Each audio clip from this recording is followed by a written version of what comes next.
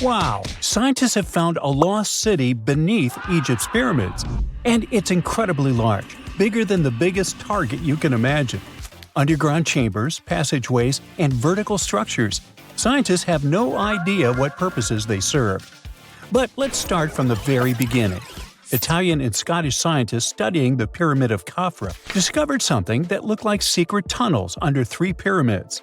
This find might change what we know about ancient Egypt. The expedition, called the Khafra Project, was led by Corrado Malunga from Pisa, Italy, and Filippo Biondi from the University of Strathclyde, Scotland. Their mission was to focus on exploring Khafra's pyramid, the second largest on the Giza Plateau. Scientists uncovered a massive structure beneath the Pyramid of Khafra. Could it be an ancient Egyptian underground city?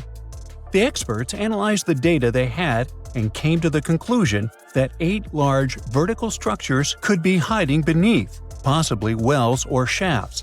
They extend a staggering 6,500 feet across. Imagine placing 2.5 Burj Khalifas on the ground, one after another, and you get the sheer size of this find. These shafts also plunge nearly 2,000 feet underground. Some of the deepest underground stations in the world are located at a mere 380 feet underground or so. These cylindrical shafts are surrounded by spiral paths. Picture some old Gothic castle. They're connected to 2 giant, weirdly shaped chambers. Are those cubes? Or possibly bowls? Each of these chambers is likely more than 260 feet across. Now, even though we know about the structures now, no one has figured out their original purpose yet. Want to hear something even more shocking? Okay then. The team is almost sure that similar access points can be found under all 3 pyramids. In other words, all of them might be linked by a hidden system of underground tunnels, chambers, and passages. Even deeper, about 4,000 feet under the surface, there might be more unknown structures. And doesn't it add to the mystery? But the coolest news is that, according to some team members, these hidden structures near Giza pyramids could align with the legendary Halls of Amenti. In ancient Egyptian mythology, it's a place where people are believed to arrive when they're close to the end of their days. There, they are said to take a 3-day-long trial, facing their biggest fears. Now, how did scientists even discover these hidden spaces? To uncover them, researchers used 2 satellites positioned 420 miles above Earth. They sent radar signals to the Giza Plateau, and these signals generated detailed images, which were later compiled into a 3D model of the underground layout, including the newly detected shafts. Then, using synthetic aperture radar or SAR technology, which is a type of radar that can penetrate through stone, the team also spotted 5 small room-like structures hidden deep within the pyramid. One of these chambers contained a sarcophagus, which was once thought to be the tomb of Pharaoh Khafra. But now, scientists believe this was a mistake. The true burial site is likely to be elsewhere. In any case, these 5 hidden rooms were completely unknown before the scans. They seem to be arranged in the center of the pyramid and are linked to underground pathways leading somewhere below the structure. There's an opinion that these tunnels could lead to more hidden chambers and wells. Some of them might be around 4,500 years old. Wow! What if they help us solve ancient civilization mysteries? Preliminary data suggests that all this underground space can be much more than a few empty chambers. There might be many more hidden structures near the Giza pyramids. How come? Well, the thing is, the structure appears to include hollowed-out sections with spiral pathways leading even deeper underground. Refining the images hinting at this could reveal an extensive subterranean network. It might be a whole city hidden under the surface. Now, despite the excitement surrounding these findings, there are also a lot of people who don't believe in the existence of the underground city. They're skeptical about the archaeological discovery in Egypt due to the lack of peer-reviewed verification. That's why several archaeologists and radar experts have challenged the validity of the claims. They've explained that the technology used to make the discovery may not be advanced enough to produce such detailed underground imagery. According to them, the 5 smaller chambers found near the surface could be natural formations, since the area had had sacred significance long before the construction of the pyramids. Some experts have even dismissed the use of radar methods in this context altogether. They call these methods scientifically unproven and question their accuracy. The discovery has also reignited discussions about ancient Egyptian myths and the possibility of hidden texts lying somewhere beneath the Giza pyramids.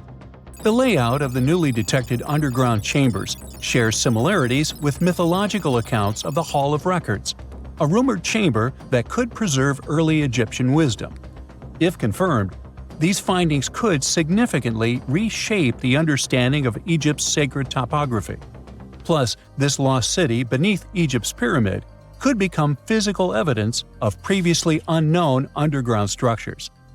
That's why the Khafra project is super eager to begin excavating to confirm their findings. But getting approval from Egyptian authorities is a challenging process. The discoveries still need to undergo peer review before they are accepted by the academic community. By the way, this recent archaeological discovery in Egypt comes on the heels of another discovery involving a weird structure beneath the Royal Giza Cemetery, which researchers believe is unnatural in origin. Archaeologists use remote sensing techniques and uncovered a mysterious L-shaped structure underground in the Western Cemetery of Giza. This area is known to house burials of royal family members and high-ranking officials. Many of the tombs in the cemetery have above-ground mastabas, rectangular stone or mud brick structures with flat roofs. But there is an area in the center of the cemetery where there are no above-ground structures. To investigate this unexplored region, the team used electrical resistive tomography and ground-penetrating radar. ERT works by sending electrical currents into the ground and measuring the resistance to detect remains. As for GPR, it sends radar into the ground and maps the structures based on the radar's return. The team found an anomaly about 6.5 feet beneath the surface. It appeared to be an L-shaped structure measuring at least 33 feet in length. The readings suggested that the structure had been backfilled with sand after its construction. This made the team hypothesize that it could be a mix of sand and gravel, or possibly an air void. This anomaly was classified as a highly resistive structure, which meant it didn't occur naturally. Motoyuki Sato, the study's lead author and professor at Tohoku University in Japan, claims that the structure is not a natural formation due to its sharp shape. Another weird thing about ancient Egyptian pyramids is that historians have long believed that they were built primarily for royals and high-status individuals who had the wealth and power to create such massive structures. However, new research from the archaeological site of Tombos in modern-day Sudan challenges this assumption. The thing is, Tombos' pyramid may have served as burial sites for low-status workers as well as elites. The hard-working members of ancient communities may have found their last resting place in some of the most visible monuments, including the pyramids. Located along the Nile River in the ancient region of Nubia, Tombos became part of Egypt after its conquest of the area around 1400 BCE. That's when Egypt established the site to strengthen its colonial control. Workers at Tombos built pyramids, but those were much more modest than the famous pyramids of Giza. The research team reanalyzed 110 human skeletons from Tombos, originally studied in 2012. In particular, they examined the entheses, the areas where tendons and ligaments attach to bones. Such an analysis can give us insights into the amount of physical labor a person performed. When someone does hard labor, their bones often develop distinct crests and ridges at these attachment points due to the stress on the tendons and ligaments. And while some skeletons showed little change in their entheses, suggesting they belonged to individuals from the upper classes, others showed more serious changes. It means they belong to lower-class workers. This finding can totally challenge our earlier understanding of pyramid burials, especially the idea that only elites were buried in the pyramids, because the pyramids themselves were designed for the elite. This recent research may prove that lower-class workers may have found their final resting place in these monumental structures too.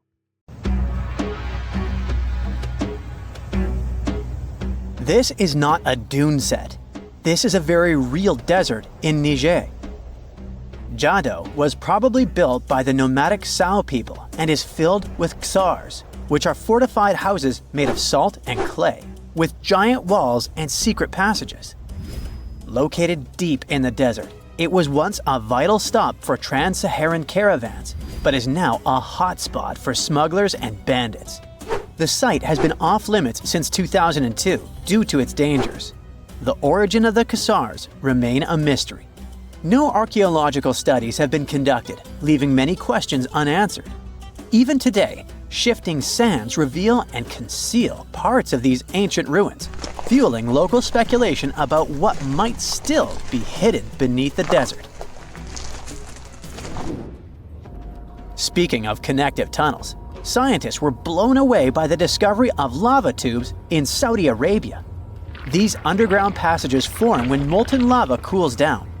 Researchers believe that ancient nomadic groups may have utilized these tunnels to survive the super harsh desert climates. While excavating the tunnels, archaeologists uncovered artifacts, rock art, and skeletal remains. The art and animal bones show that the people who used the tunnels were probably sheep and goat herders. They're still piecing together whether these groups lived in the tunnels for extended periods or just used them as temporary shelters. The Great Pyramid of Giza has been standing for thousands of years, but it's still hiding secrets. Using special scanning technology, scientists found two hidden structures under an ancient burial ground. The first is a shallow L-shaped structure, and below it is a much larger space that could be a final resting place or a chamber. The smaller structure was filled with sand on purpose, while the deeper one might be an empty chamber. Experts believe the two are connected, possibly as an entrance leading to a secret chamber. This is big news because it might give us some more insight into who built the pyramids and why. The world is full of ancient writing, but some messages refuse to give up their secrets, like the mystery of the Bashplemi tablet. This unusual stone, pulled from a lake in Georgia, is covered in symbols no one can read. Even with modern technology, experts are completely stumped. The tablet is about the size of a book, with 60 symbols carefully carved into its surface, but 39 of them don't match any known language. Some resemble scripts from ancient civilizations in the Middle East, India, and Egypt, but none are an exact match. To make things even trickier, part of the tablet is broken off, meaning a piece of the puzzle is missing forever. To rule out a hoax, scientists studied the tablet closely. They confirmed it's made of vesicular basalt, an extremely tough local rock. Whoever carved these symbols must have been really skilled. Based on similar archaeological finds, experts believe the tablet could date back thousands of years, possibly to the late Bronze or early Iron Age. Some symbols repeat, which could mean they're numbers. Maybe it's an inventory list, a record of battles, or even an offering to the deities. Until someone cracks the code, the Bashplemi tablet remains an unsolved mystery from the depths of history. Experts are still stumped with what this Minoan disc might mean. The Phaistos disc is one of the most mysterious finds from the Minoan civilization. This 6-inch clay object, discovered in 1908, has strange spiral markings that no one has fully decoded yet. The disc has 241 symbols on both sides, showing everything from people and animals to tools and plants. Experts have come up with many theories about what the symbols mean. Some think it's an early form of Greek. Others suggest it's a prayer or a hymn. And some even believe it could be a letter from a king in Anatolia to a Greek ruler. Let's see who will be the first to figure this out. It's always a fun day at an archaeologist's office when they find something as big as a 2,000-year-old marble head. A French archaeologist mission went digging inside an old medieval house near Alexandria in Egypt and found a statue's head depicting an old, possibly ill man. This statue dates from the last Egyptian dynasty before it became part of the Roman Empire, and the site where it was found is associated with the likes of Cleopatra and Mark Antony. For archaeologists, even the smallest finds at this site means a lot. You've heard of Lucy, right? The Australopithecus that was an early ancestor for us humans. Well, scientists found some of her species' footprints somewhere in Tanzania. The so-called Laetoli footprints are over 3 million years old. The trail stretched 88 feet and has about 70 footprints, left behind when a bunch of early humans walked across some wet volcanic ash. What's cool is that these early humans were already walking on 2 feet, like us, not all hunched over like apes. The close spacing of the prints shows they probably had short legs and a shorter stride than we do today. In an ancient Egyptian temple, archaeologists uncovered a shrine unlike any other, a place dedicated to falcons and 2 mysterious deities. One deity had a falcon's head, while the other wore a crown with a sun disk and cow horns. But the most baffling discovery was an inscription that read, "It is improper to boil a head in here." At the heart of the shrine, there are 15 headless falcons carefully arranged on a pedestal, likely as offerings to the falcon-headed deity. One theory suggests the birds were boiled first, perhaps to pluck their feathers, before being placed in the shrine, following the strange rule carved into stone. Archaeologists also found a 13-inch iron harpoon nearby. Its true purpose remains unknown, although the shrine also held remains of fish, mammals, and bird eggs, suggesting that the rituals may have included feasting. And speaking of ancient Egypt, meet Hathor. Scientists named her after the ancient Egyptian deity of motherhood, music, and singing. This wooden statue, housed at the Metropolitan Museum of Art, was thought to be just a beautiful artifact, until a surprising secret was uncovered. Using an X-ray machine, experts found a mechanical operating system inside it, with pulleys and axles connecting her shoulder to her left leg. When activated, the system made her hand raise and lower, an engineering marvel from over 3,000 years ago. The statue was created during Egypt's Middle Kingdom, around 1800 BCE, and is often compared to 19th century automata due to its advanced design. It's believed the statue was used in religious ceremonies, symbolizing Hathor's role in dance and music. An unexpected discovery happened in northern Kuwait, where a Kuwaiti-Polish team uncovered a mysterious 7,500-year-old statue. The statue features an elongated skull, no mouth, narrow eyes, and a flattened nose. This feature is thought to be an Ophidian figurine, named after the Greek word for snake, and it was likely made by the Ubaid culture, a civilization known for their pottery skills. While no one knows exactly what role this weird statue played, it might have been linked to rituals or symbolic practices. Some scientists think these figurines, found in homes or final resting places, were tied to important cultural beliefs. We couldn't mention unresolved mysteries of this world without speaking about these elongated skulls. In the deserts of Peru, researchers uncovered 5 ancient skeletons, 2 with unnaturally elongated skulls. While head shaping was common in many cultures, these skulls defy explanation. Local legends tell tales of the so-called gentiles, a mysterious race banished underground by the powerful deities.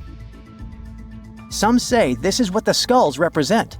Others think this is some type of genetic anomaly, which was confirmed after finding an infant skull, too large to be artificially shaped. A gruesome discovery took place in Egypt some years ago. You want to hear about it? 16 human hands, carefully buried in 4 eerie pits. They didn't look too much like human hands at first, since they were abnormally large, but they were. Weirdly, there were only right hands. No left hands were in sight. It turned out that it points to the practice of an ancient dark ritual. Old Egyptian art and tales talked of a ceremony where warriors would present the right hand of their adversaries as proof of victory and ask for gold in return. Egyptians believed in the afterlife, so cutting off someone's hand meant you cut off their power eternally. Guaranteeing this type of defeat was interesting to the winning party.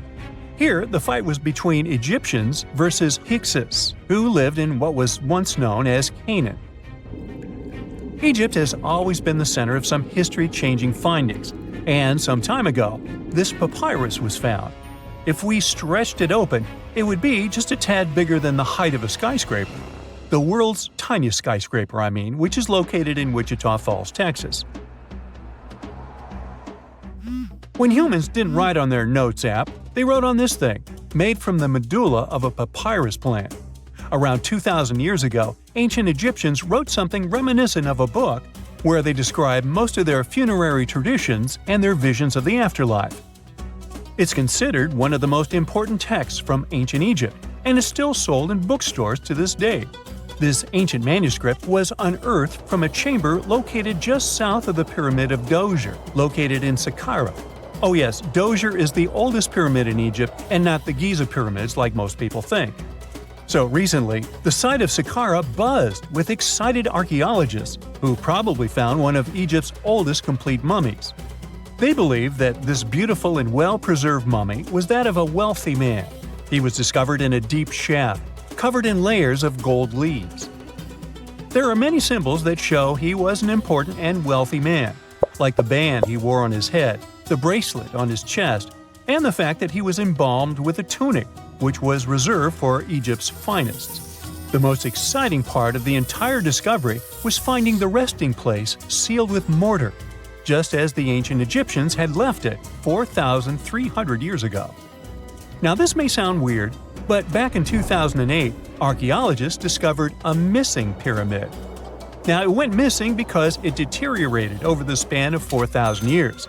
Today, you can only see its base. It was a pretty important site back in ancient times.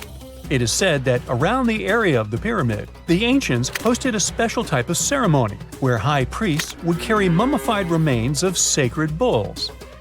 Now here's a fun fact.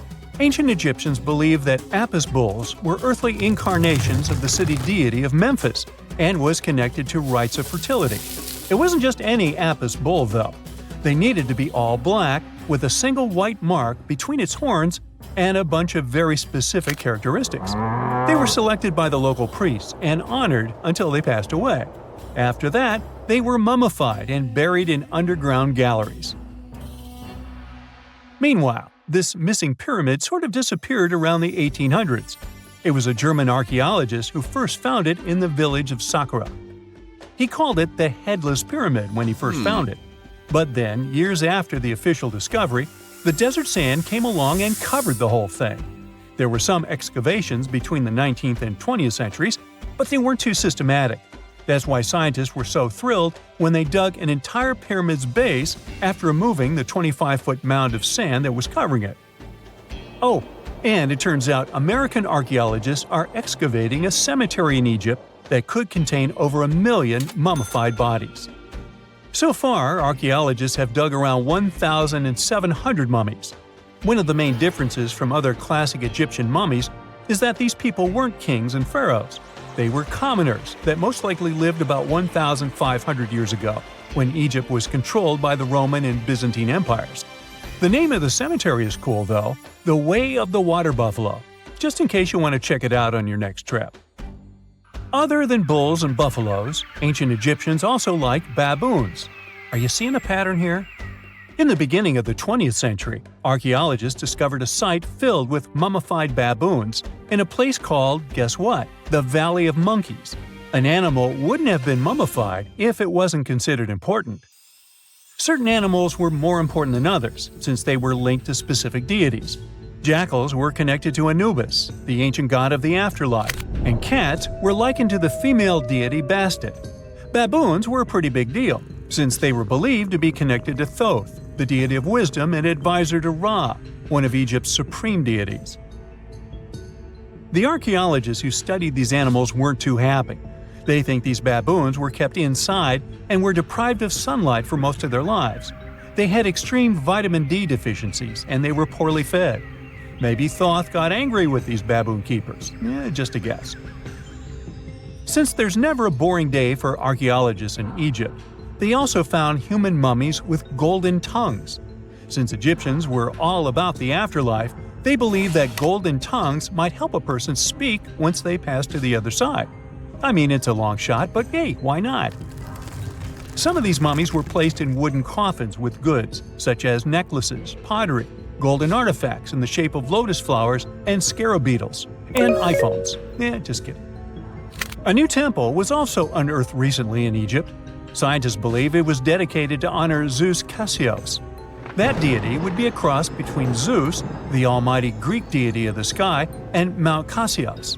While digging around the Sinai Peninsula in Egypt, archaeologists spotted 2 pink granite columns poking out of the ground, and bingo.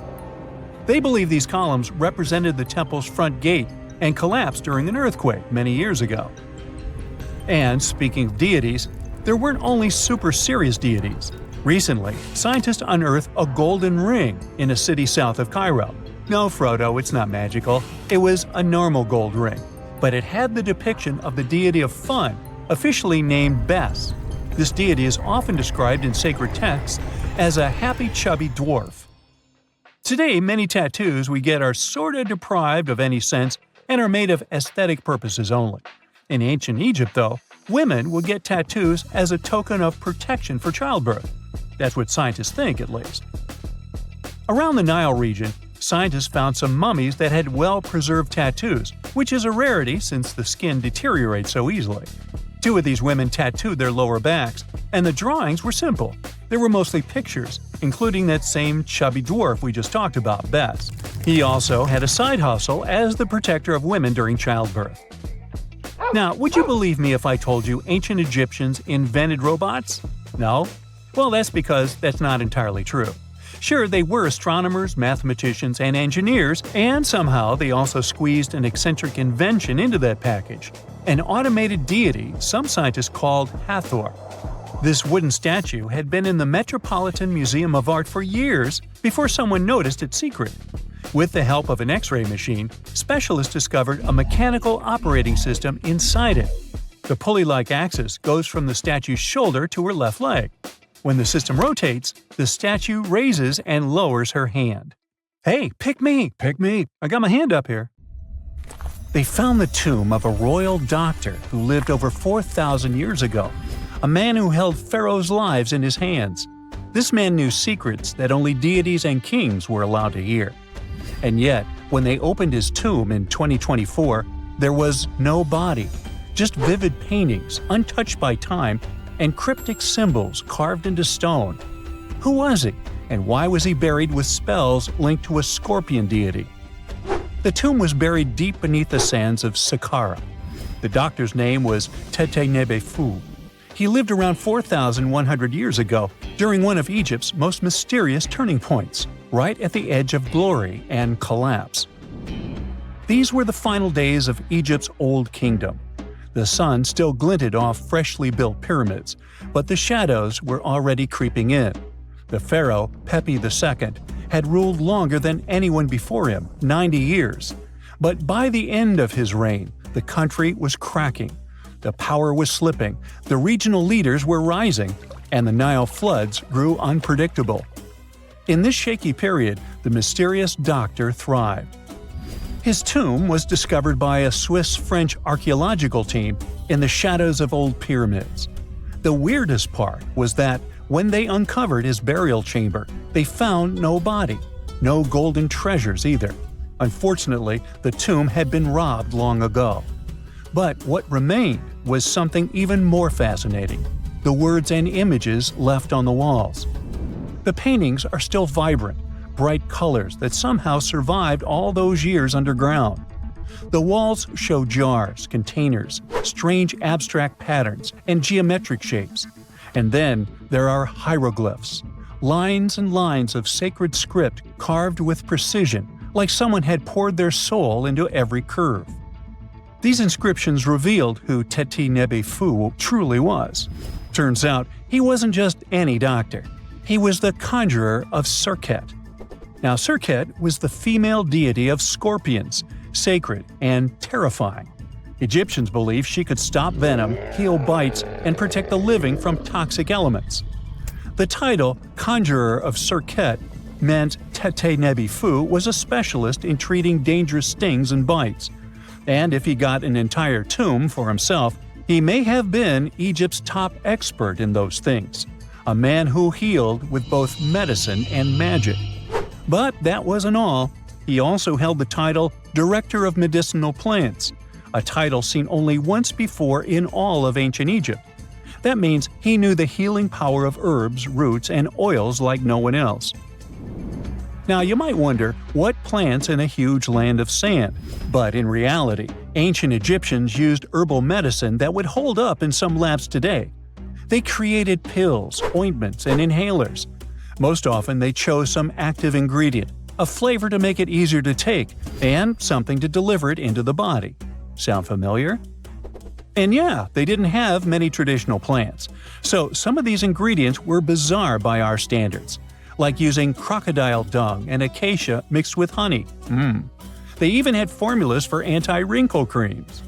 And apparently, our mysterious healer was also chief dentist. This title is almost never seen in ancient records. Evidence of Egyptian dentists is incredibly rare. Turns out, our ancient genius didn't just fight stings and study plants. He was also trusted with teeth and jaws, which were actually a huge problem in ancient Egypt. These people may have built wonders, but their teeth paid the price. Ancient Egyptians constantly caught grains of sand in their mouths. They often ate grit-filled bread and raw vegetables, which wore down enamel and caused a horrible condition called attrition. This led to tons of problems, including tooth loss. They had to improvise back in the day. For example, crafting the world's oldest known toothpaste from crushed rock, mint, and pepper, which ironically only made things worse for the gums. Or a toothpaste from things like eggshells, pumice, and natron, a salty mineral used for cleaning. They were also inventing mouthwashes from celery, bran, and herbs to ease the problem. Some mummies were even found with crude metal braces and gold wires attaching missing teeth. Though we're not sure if these were for the living, or was it just a nice little addition added as an afterlife gift. So, Tete Nebi Fu specialized in all these fields. 3 rare titles for one man. Now back in the day, he must have been admired as incredibly knowledgeable. In a world without modern science, he would have been like a sorcerer who knows how some leaf or bark could save a life. That's why archaeologists believe Tete Nebi Fu wasn't just any doctor. He was, most likely, the royal physician, the one who treated the pharaoh himself. We don't know for sure which king he served. Maybe it was Pepi II, and who knows, maybe that's why the guy lived so long. But if that was the case, Tete Nebi Fu may have lived through the final moments of the Old Kingdom, watching the Golden Age crumble from inside the palace walls. And then he was buried. The body was looted, or perhaps just lost to time. But the team says they're still studying the tomb, still uncovering the traces of this incredible man. Overall, ancient Egyptians were practicing medicine on a crazy advanced level. Some practices feel familiar even today.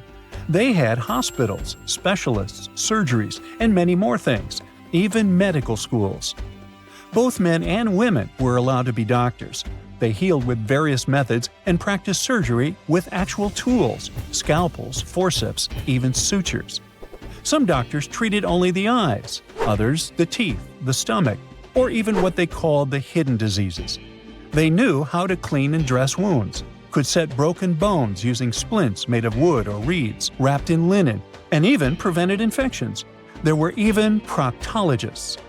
They also built the first prosthetics, like a wooden toe with leather straps that help people walk normally again. The oldest known prosthetic is 3,000 years old. Now, the most shocking part is how they actually even tried to remove tumors. A recent study looked at a 4,000 years old skull. It belonged to a man in his 30s. There were signs of past tumors, and around 3 of them, there were marks, surgical cuts made with a metal tool. That suggests someone attempted to remove or study them, maybe treatment, maybe an autopsy. There was another skull of a woman over 50 years old. It also showed similar signs, but with healed fractures from an earlier injury, which is amazing because her treatment might have actually been successful. Being a healer in this society meant something powerful. It meant being a priest, a scientist, and a magician all at once. To ancient Egyptians, medicine was a necessary art, and they treated it with as much reverence as they did their deities. That's because they believed that sickness could be both physical and spiritual. So a doctor could recite a spell while applying a salve, and a lot of their treatments worked. The reputation of doctors in ancient Egypt was so strong that leaders from other parts of the ancient world, like Persia, actually sought them out. Even Homer, the Greek poet, once said the Egyptians were the most skilled healers of all. Of course, their understanding of the human body wasn't perfect. For example, they thought the heart controlled thought and emotion. They also didn't know what the brain really did. But their approach, observe symptoms, diagnose, and treat, well, that's modern medicine. Sure, they prayed over the wound, but they also healed it, didn't they? Their most famous physician was Imhotep. That guy was a true polymath, an architect, priest, and a healer who became so revered he was later worshipped as a deity of medicine. Yep, a human who was so cool they turned him into a deity. He lived 2,000 years before Hippocrates, the so-called father of medicine. And yet, some people joke we should drop the Hippocratic Oath altogether and swear an Imhotepic Oath instead. These people weren't just laying the foundations of pyramids, they were laying the foundations of healthcare.